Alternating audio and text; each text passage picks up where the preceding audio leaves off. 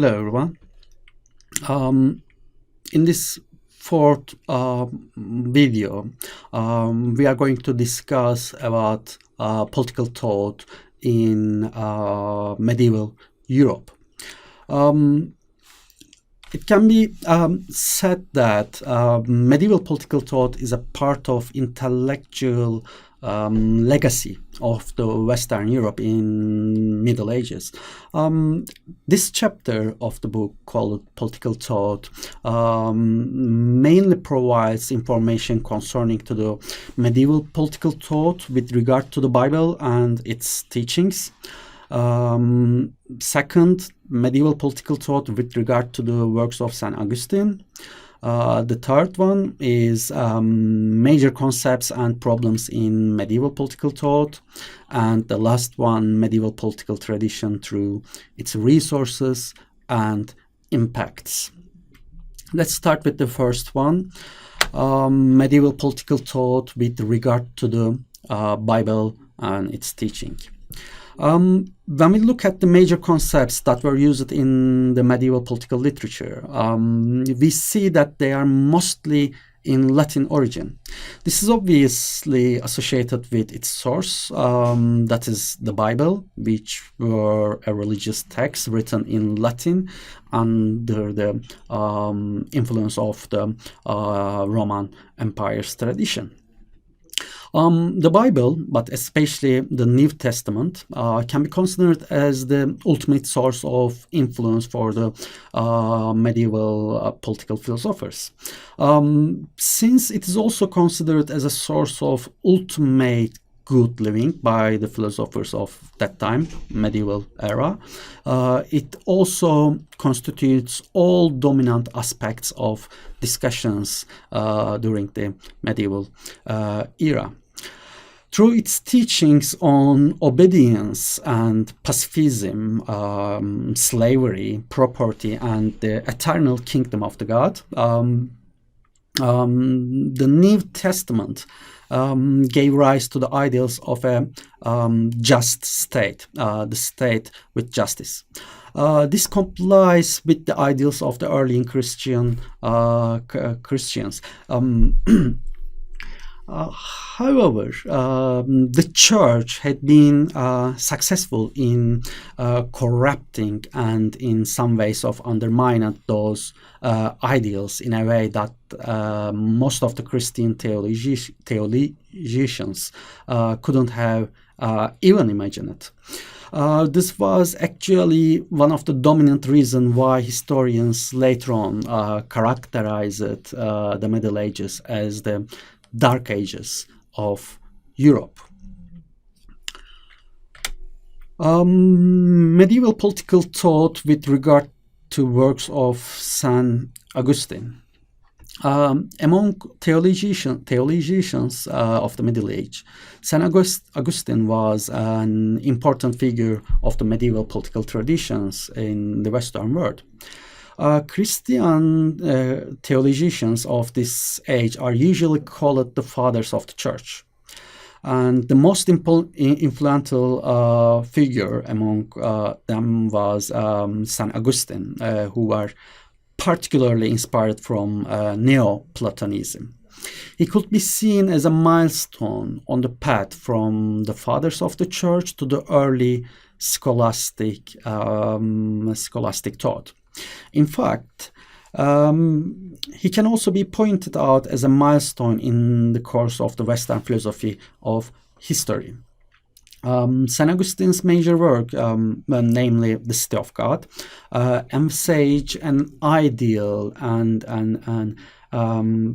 everlasting state, which is ruled by the God himself.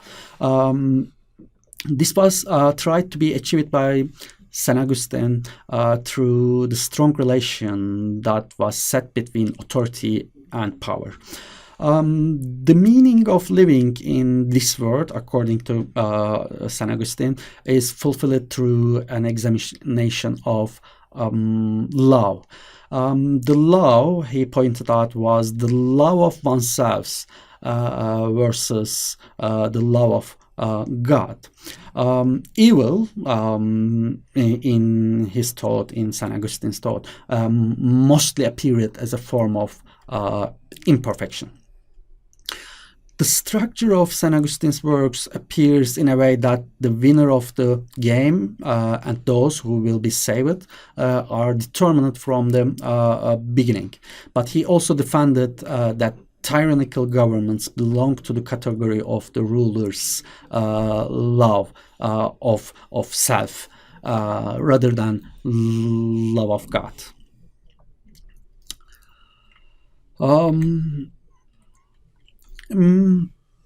Major concepts and problems in medieval political thought. First of all, we should point out that there is a disagreement among the scholars of medieval political thought on the beginning and the end of Middle Ages. However, a great majority of people, historians, shares the view that we are talking about approximately 1,000 years period when we refer to the Middle Age. Obviously, many of the concepts were discussed in a manner of the teleological understanding of the social world. On the other hand, most of those concepts in the medieval era was associated with the legal issues. They were also subjects of political matters, and this is because they are quite closely related with the individual liberties and public rights, even though these are derived from the theological teachings. Natural law can be pointed out as an important aspect of discussion among political philosophers of the medieval era. Natural law refers to a system of rights or justice held to be common to all human beings and derived from nature rather than from the rules of society. Another important concept that was frequently referred to in the medieval era was natural rights. And natural right may be simply something that natural law requires or permits. But according to some, natural rights to certain freedoms belong to natural law in the sense that there is a presumption in their preservation.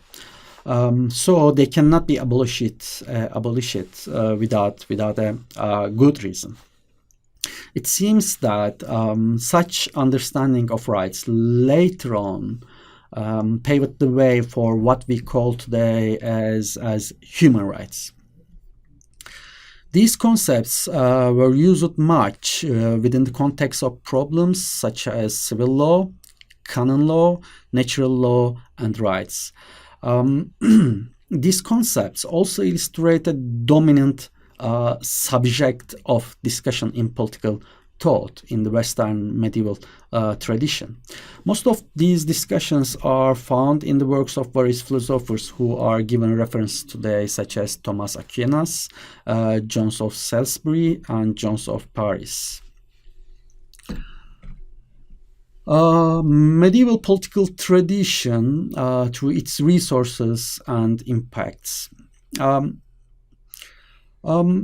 Although the New Testament might be seen as the fundamental source of inspiration for the medieval political thought, we actually should also underline the significant influences of the Roman law, especially St. Augustine's influence. Influence of Aristotle's ethics and politics shouldn't be underestimated either. Regarding the impacts of the medieval political tradition, later on, the early modern political thought, we can point out certain concepts and ways of ruling. These are, for example, constitutionalism, political liberalism, republicanism, and civic humanism. These concepts or modes of rulings could be argued to be rooted in the debates among the medieval political thinkers. Therefore, it wouldn't be implausible to claim that the medieval political thought paved the way for the modern political thought. Looking back to medieval era today, we see that its teachings and political discussions are quite influential in shaping many concepts that we heavily drawn on in political thought today. However, most of these concepts in medieval era were discussed and considered in a theological way, but not based on what we call today reason. This is one of the major difference between how we handle these concepts today and how they were handled in works of the medieval era philosophers. Briefly saying, this fourth chapter of the book, Political Thought, aims to inform you about 4 issues. First of all, it provides an outline of the medieval political thought with regard to Bible and its teachings. Second, it aims to inform you medieval political thought with specifically regard to the teachings of St. Augustine. Then it turns to inform you with the major concepts and problems in medieval political thought. And lastly, it deals with the medieval political tradition through its resources and impacts. Thank you.